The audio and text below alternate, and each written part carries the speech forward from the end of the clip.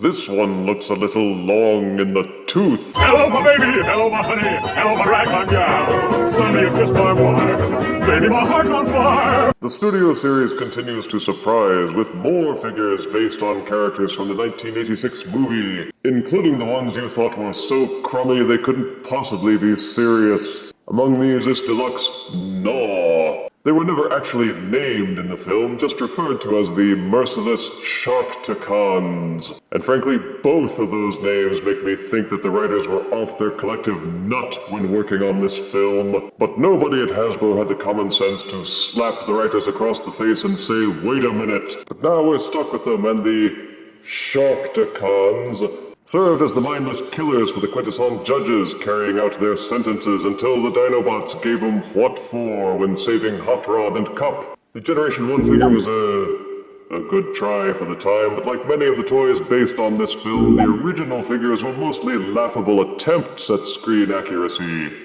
But 35 years of advancement in toy technology has brought these figures back to the forefront, and the studio series has dragged Gnaw back for another try. Behold the figure through its environmentally responsible plastic window with angry vampire character art in the bottom corner.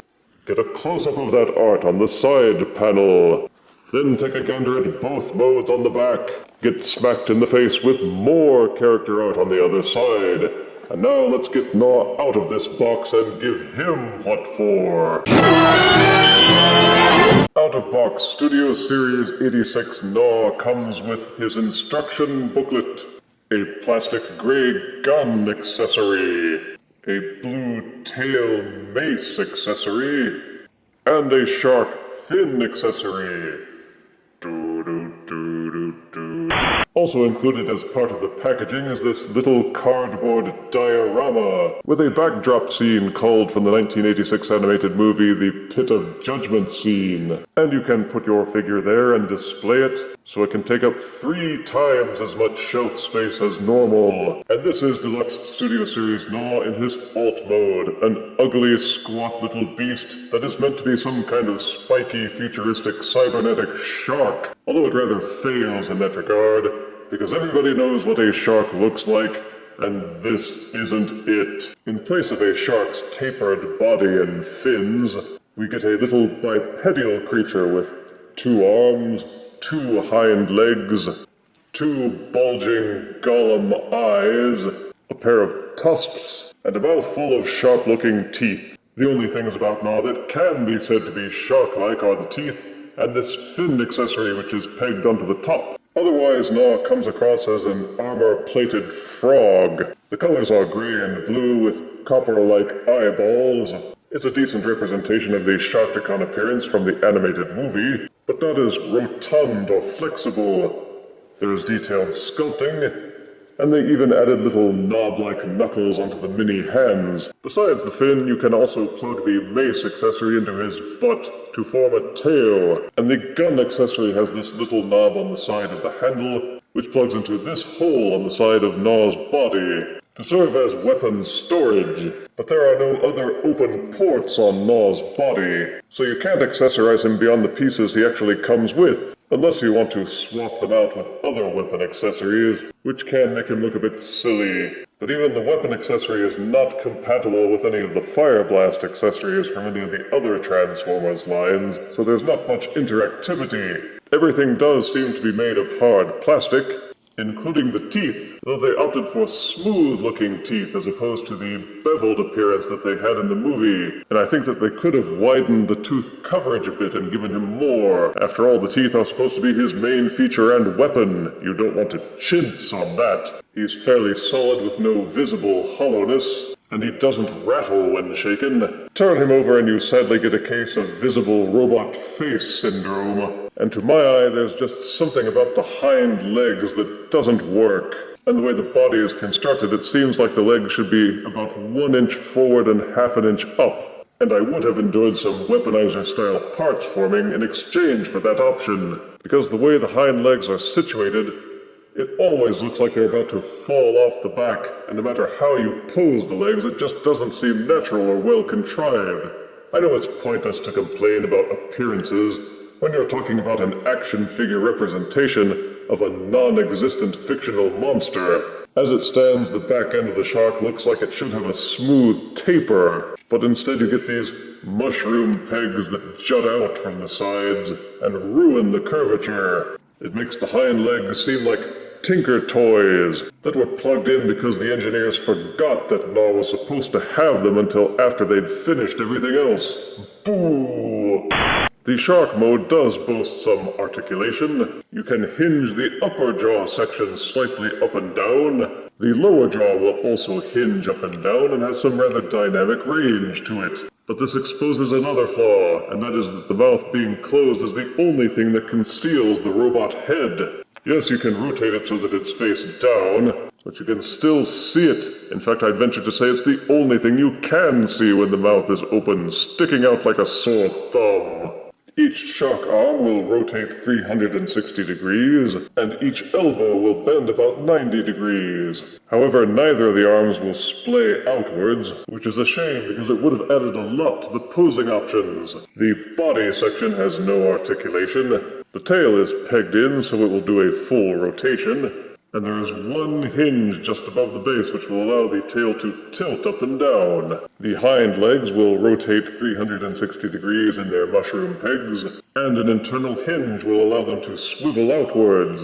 They're also mushroom pegged at the upper thigh and will rotate 360 degrees, and each knee will bend slightly over 90 degrees. The problem again is that the legs are positioned so far back that it's hard to get some good balance from him. The hinges and the swivels don't seem to support his full weight unless you position him just right, or fold up the legs so that they're very tight up against the body.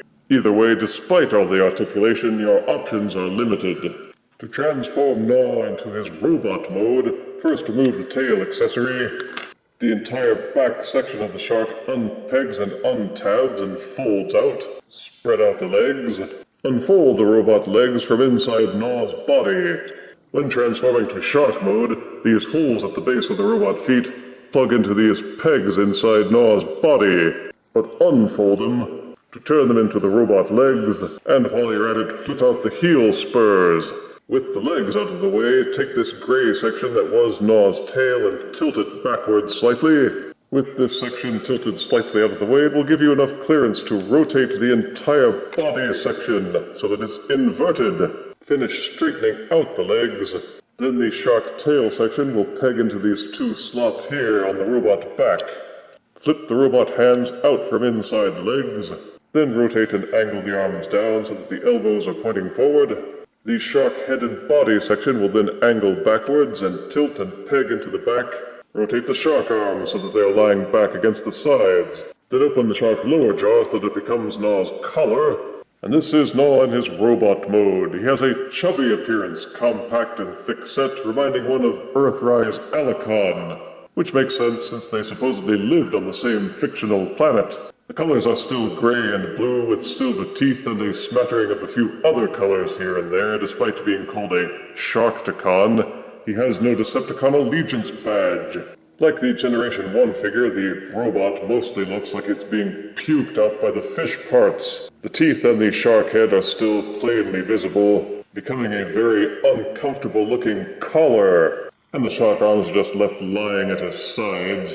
He seems mostly solid except for the forearms where the fists fold in, and the backs and bottoms of the feet. The back portions seem to fold in on themselves fairly well. It's your choice if you want the fin to remain this way or rotate it upwards, but it does make the robot mode seem a bit more streamlined than the shark. The only open ports for accessories are in the hands and the bottoms of the feet, unless you want to count being able to remove the fin and plug something else in there. But this figure has fewer options for customization, and in that they seem to have made Gnaw the runt of the Studio Series litter. You can rotate Gnaw's robot head 360 degrees, and it will waggle slightly up and down. You can still hinge the shark jaw forwards and backwards slightly to give his collar a tighter appearance if you wish, and you can still hinge the collar upwards to complete the shark head and the robot head. You're not supposed to do anything with the shark arms, but they still have their full articulation, such as it is,